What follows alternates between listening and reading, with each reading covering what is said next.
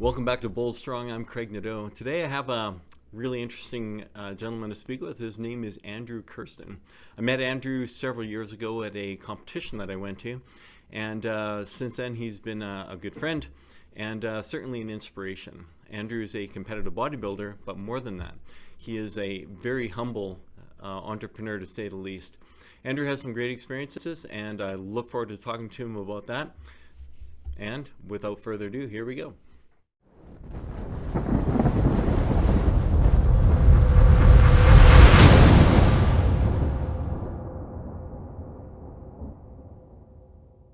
All right, this is Craig here with Bold Strong, and I'm really excited today to have Andrew Kersten with us. I feel like I've known Andrew for some time now, since competing out in Victoria at the Van City show, and excited to have him. He's a bit of an enigma. He does so much, and he's always got something on the go, and it's hard to put your finger on who he is. And really excited to have you here with us today, Andrew. Thanks for coming. No problem, Craig. I appreciate it, man.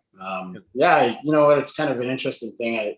Someone mentioned this to me the other day in the industry, and they're like, you kind of strike me as that person that just puts their head down and doesn't really say much, but's working a lot. And I was like, oh, I didn't really realize that was how it was coming across, but I guess that's the case. Yeah, I'm not too private, but I guess I don't really put out a ton of what's going on. Right. We've also had a lot of stuff in the works for me personally in the last 2-3 years, business wise and just self-growth. So I think when you're doing a lot of that ground foundation work, you're not really out there promoting it as much as you're just building it.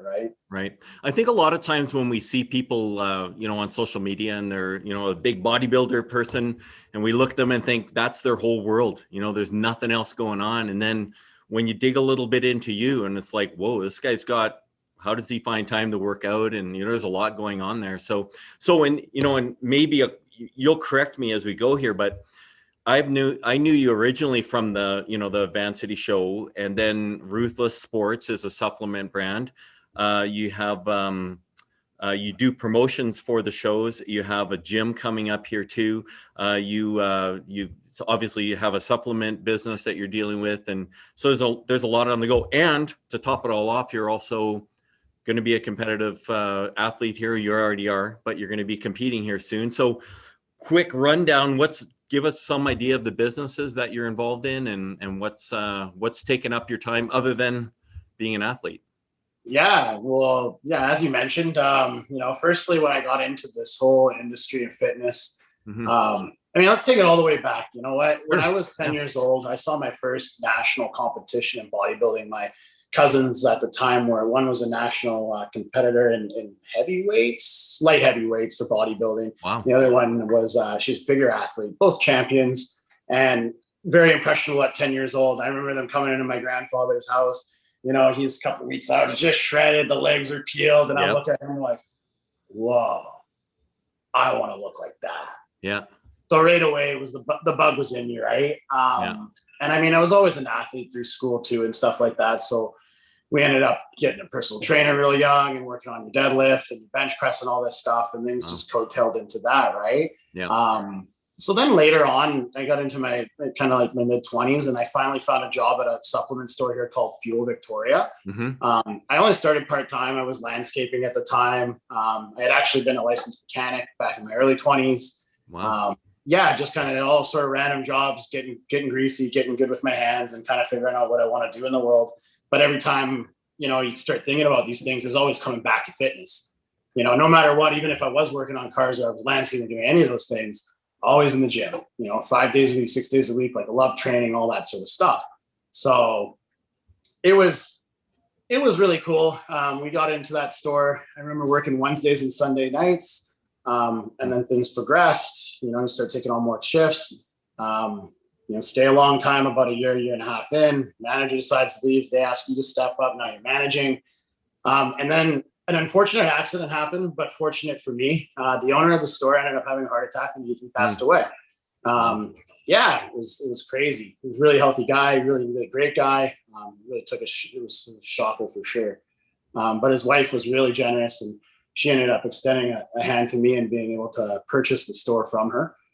She had some other lucrative businesses and things like that. So this is something that interested her. And that was really what sort of steamrolled everything into where it is now. You know, originally I never wanted to own a supplement store. I wanted to own a gym. I mean, that's always kind of, I think a lot of guys' dreams in bodybuilding is like, man, I really want to like own my own gym one day or something like that. Yeah.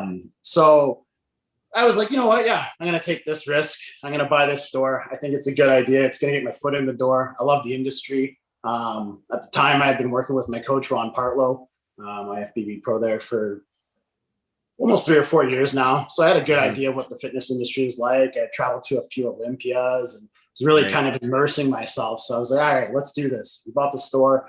It was a big success. You know, I got about 2 years into it. Okay, next store. Let's go. So now I'm up to 3. Then we get a second store. And then about another year after that, it was like, hey, another one. So we did 3 stores right away. And they've all been really good. It's been a really good footprint into the community. And where bodybuilding right now is in Victoria and on Vancouver Island compared to where I was 15 years ago when I first started kind of putting myself out there and putting myself into it, it's crazy. We just didn't have an outlet here, didn't have the gyms to get on with it, the whole thing. We didn't even have a show. You know, Vancouver Island Showdown that we promote here is 5 years or 6 years old now. Like, just didn't have that scene. So it's been really cool to see that grow. And with the stores was the capability of being able to get things like promoting the show through the CPA. So we brought that to the island. And then now the next project was, you know, building a gym, which I'm repping right here.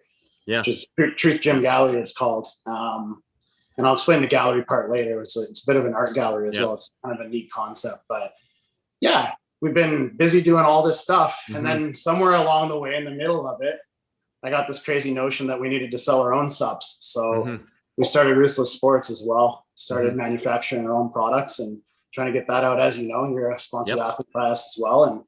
And yeah, it's been really cool. Yeah. And you know what's interesting about you, Andrew, is that you kind of blow through this story as though it's like, it's no big deal. You just open a store and then you take a little risk.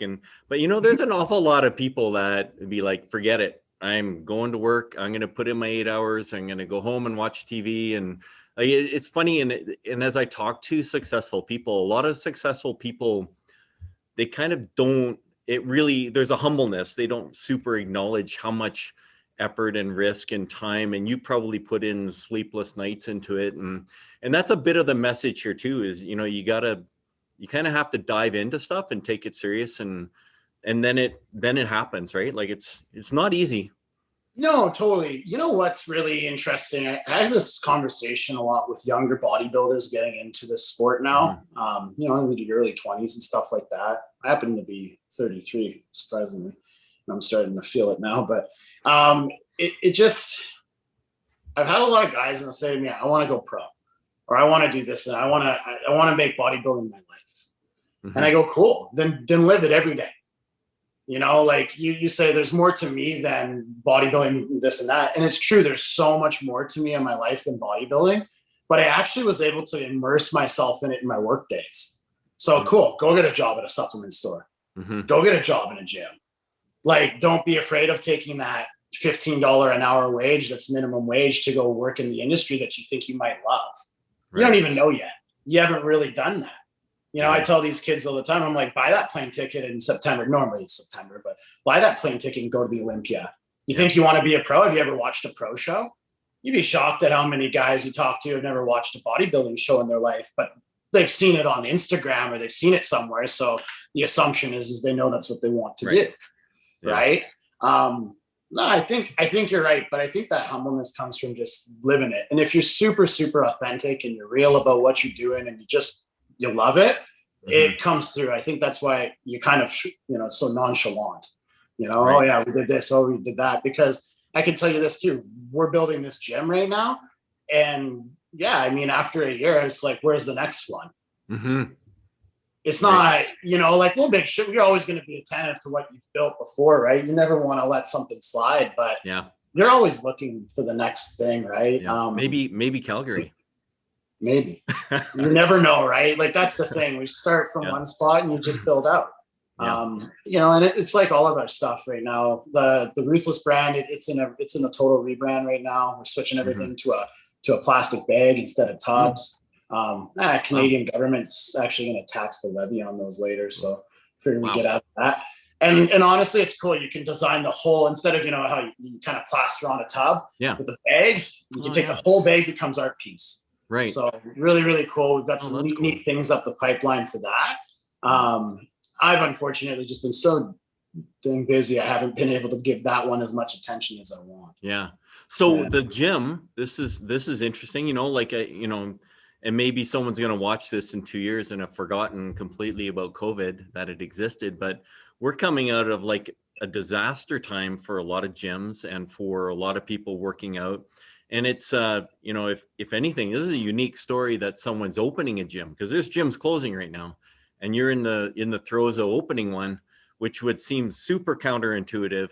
And it's got a unique kind of flavor to it. So what's the story? Like what, you and Corey are doing it, or who's in? Yeah. So Corey Sweargaz is my partner in the gym. Yep.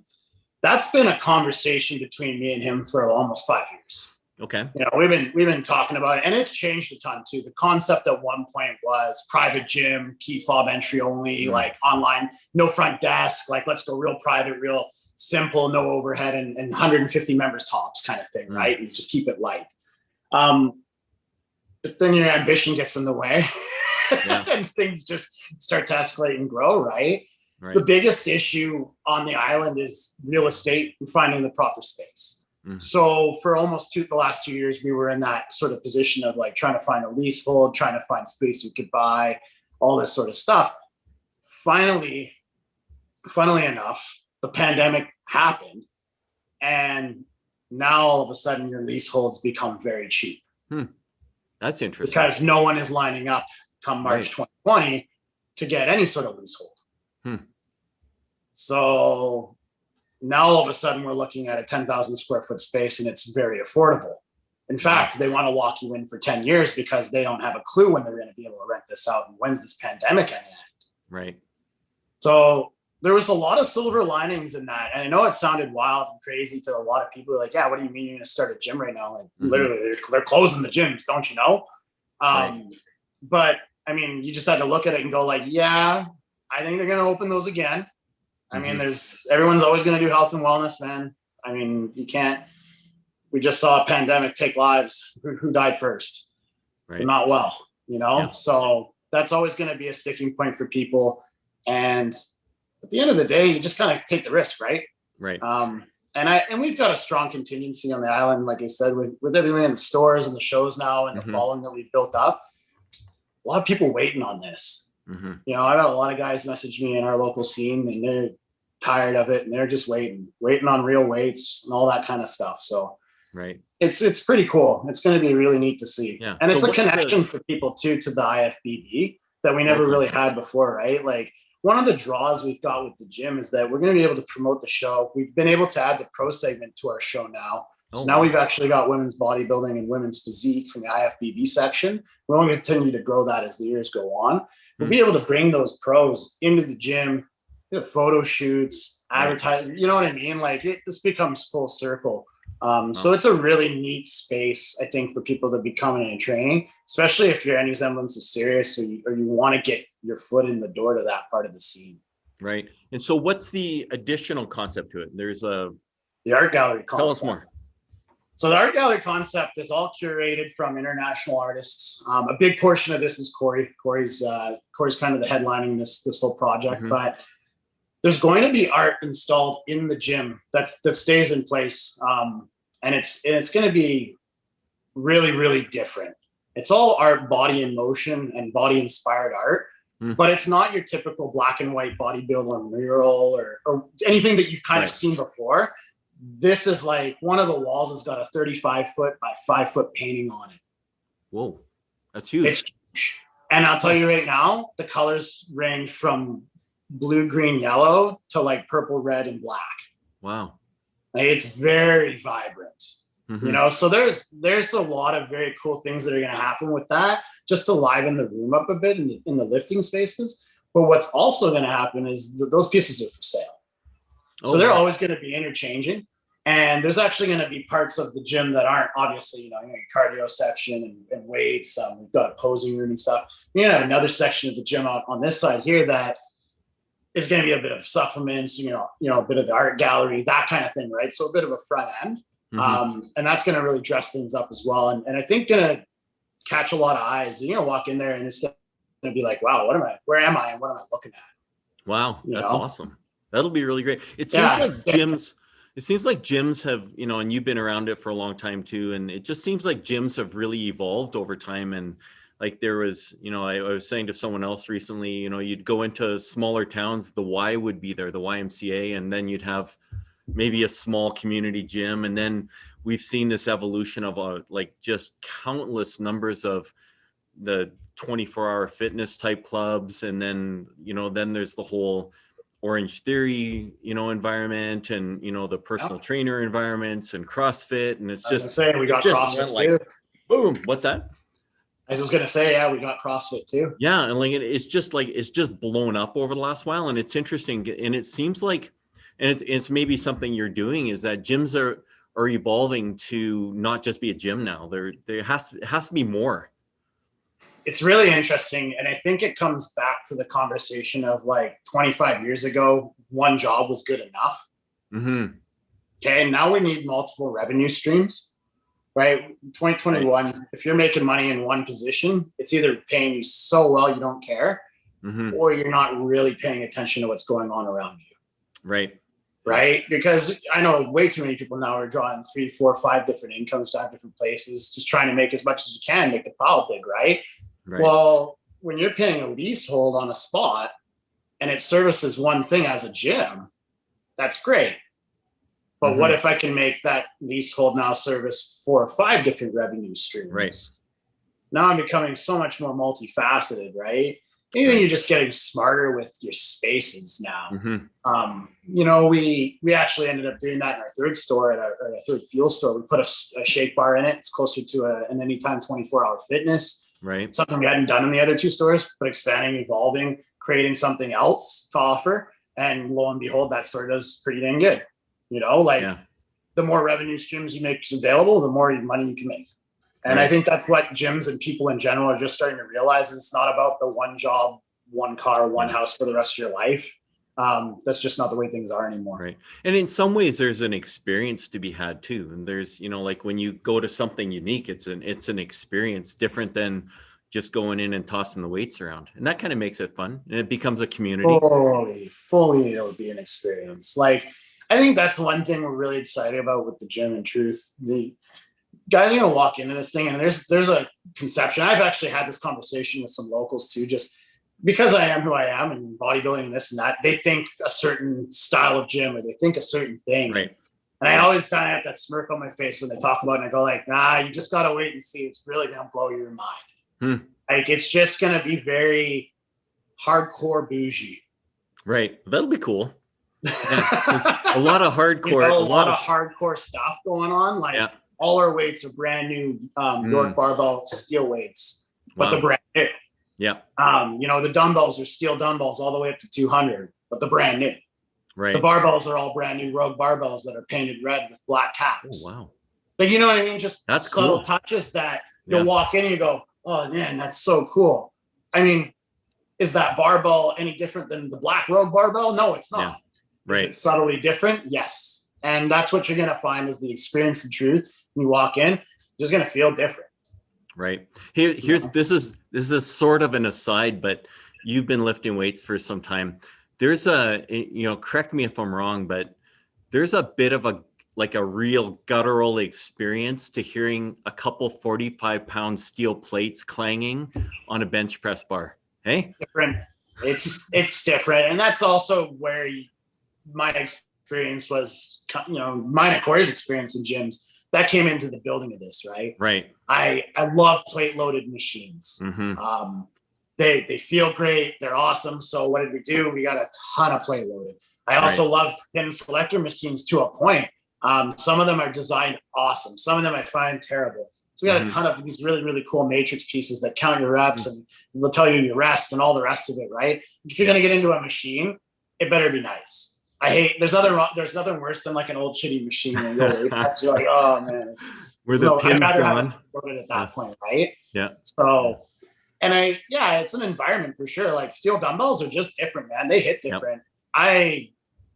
I haven't used dumbbells for almost 2 years because the dumbbells at my local gym right now are rubber. Mm-hmm. I refuse. I literally I grabbed them and I'm like, I'm going to get injured doing this. They're just not very nice. Yeah.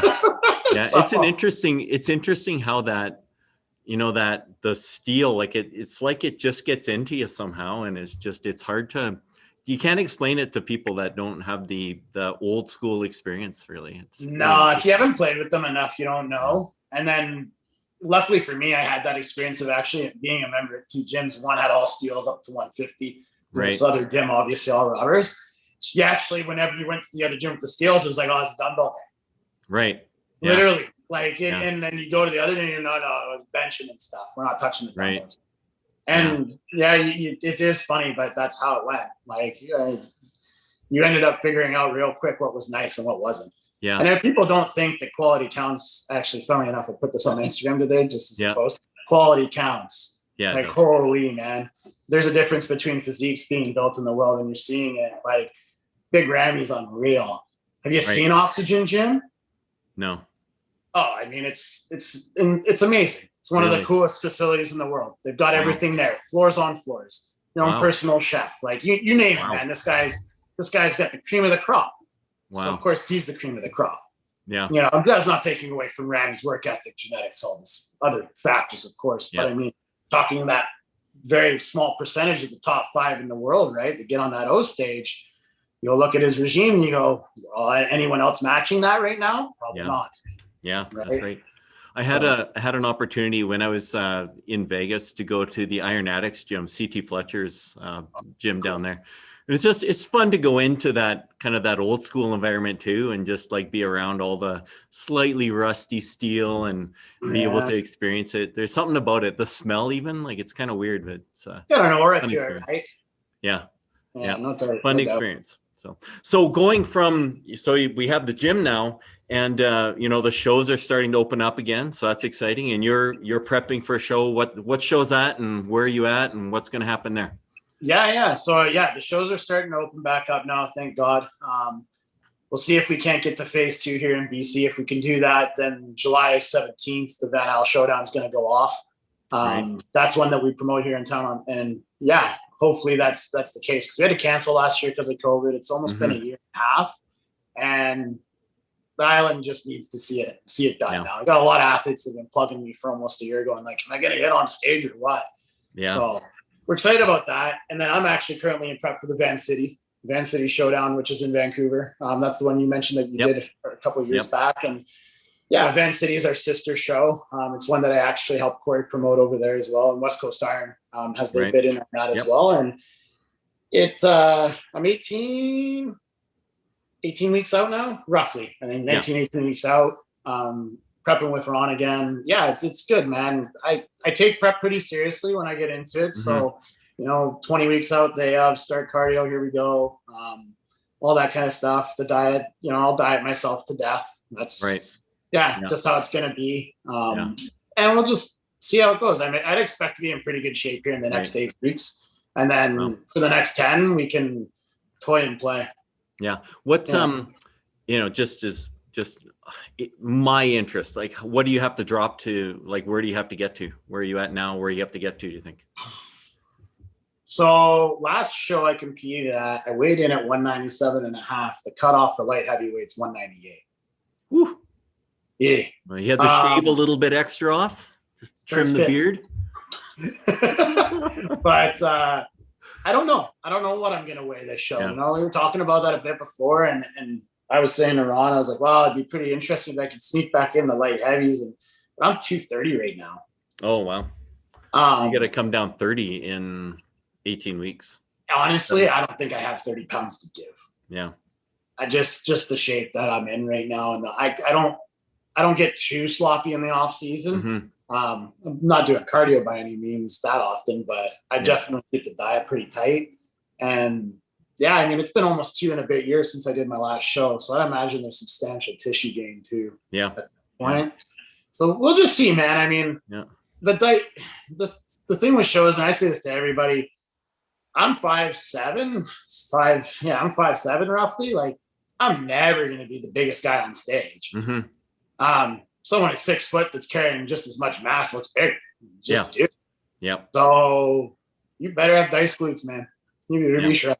So that's always the goal. Just come in as peeled as you can, and where the weight falls, it falls. I won't be shocked if I end up falling into the heavyweight category, but we'll just see where it comes.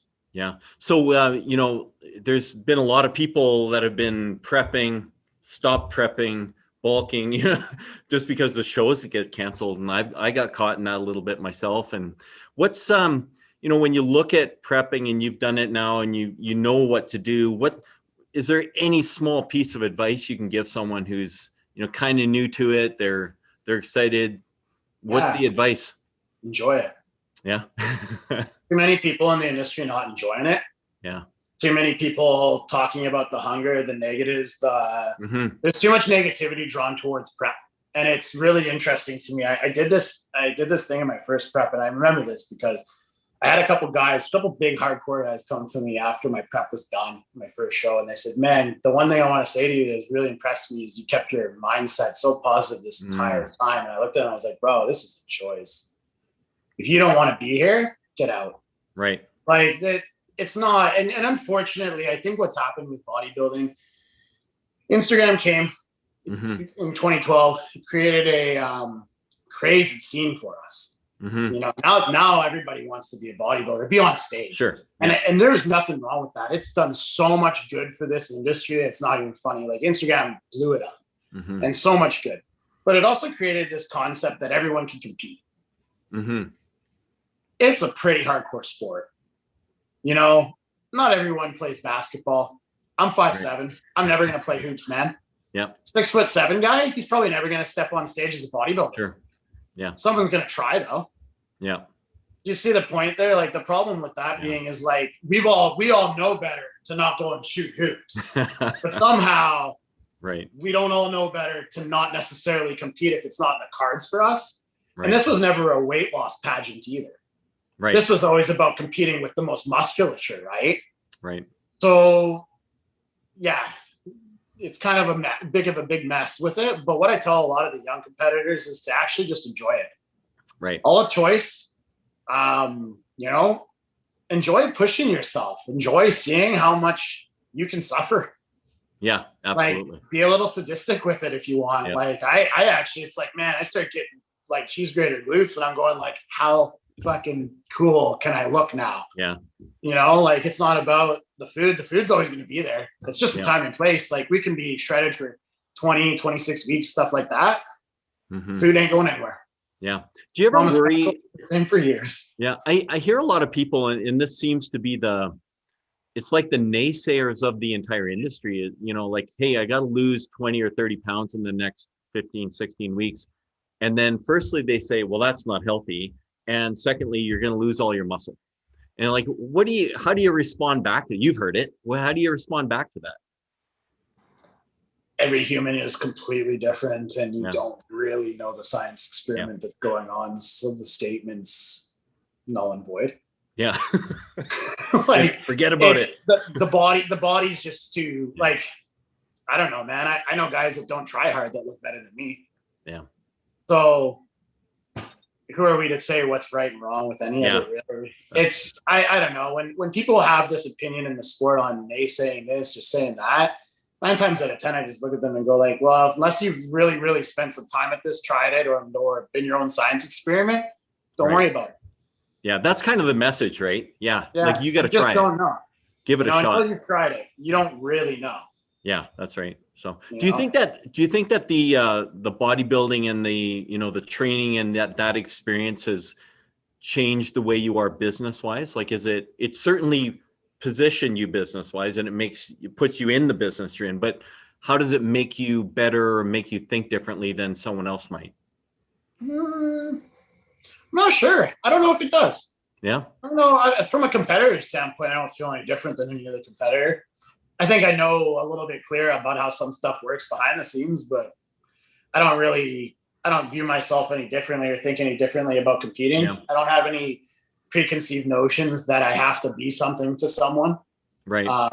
I don't think that because I'm opening a gym or I own supplement stores or this and that, there's a pressure for me to look a certain way. Right. I've already done that because I love it so much. Right. So that's again where I think the authenticity of it all comes through, right? Like if you're actually authentic, you're not going to try. You don't have to try to do anything. You just be you. Yeah. Just be right? you. Yeah. That's the good message. Yeah. Be the best you. Be the best Andrew. Be the best Craig you can be. Yeah. Yeah, man. Just be best you. I mean, you know what? Deep down, I got competing probably back when I was 23, 24. I would have told you, like, yeah, man, going pro would be super dope. I'm like 33 now. Going pro would still be super dope. I don't like if it happens, cool. I'm not naive to think that that's even close to something that I'm ready for this year. I mean, I know some really great amateur bodybuilders in this country that would slap me around on stage, no problem. Wow. And I'm not naive to that. Like, it's just a big scene, right? So you got to pay your dues and put your time in. See a lot of young cats who are in the early 20s who burn out or they feel like they've been told a few times they're special. And it's like, hey, man, everyone's got a special something to them. So key in on it, work on it hard, and you might take it somewhere. Yeah, that's awesome. Yeah. Well, you've certainly done some great stuff. I'm impressed. You're a big inspiration. I think we need to see more of you somewhere. I don't know where, but you're inspiring. You know what, man? This gym coming open, I think, is going to be a big, big thing. We kind of did everything backwards. Most guys I know in the industry start with the gym, and then they like maybe get into selling subs out of their gym or buy a supplement store and maybe get promote a pro show or a show to attach to their gym. So I think now having this is going to be a really big sort of HQ.